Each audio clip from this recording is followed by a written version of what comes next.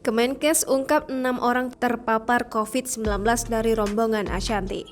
Kementerian Kesehatan dan Satgas COVID-19 mengkonfirmasi Ashanti positif COVID-19 lewat tes PCR S-Gene target failure.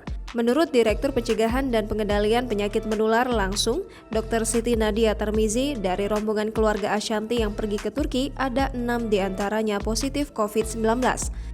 Menurut Dr. Nadia, ke-6 orang tersebut positif COVID-19 tanpa gejala dan bergejala ringan. Namun, belum bisa dipastikan lebih lanjut apakah mereka terpapar varian Omikron. Seperti diketahui, Ashanti berlibur bersama keluarga besar Atta Halilintar.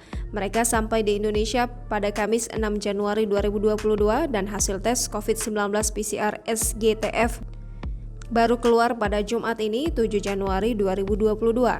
Belum ada keterangan lebih lanjut apakah 6 kasus COVID-19 di rombongan Ashanti termasuk Aurel, Anang, atau Atta Halilintar.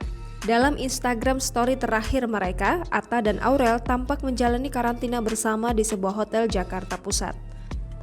Bentar ya. Aku kembali ke sini, tapi kita hanya aku dan anak-anak doang yang boleh di sini. Tapi kayak kasih mainan tuh. Kenapa aku pilih Said? Karena di sini aku bisa bisitnya dan gede. Jadi anak-anak. Jangan lupa subscribe, share, komen, dan like ya.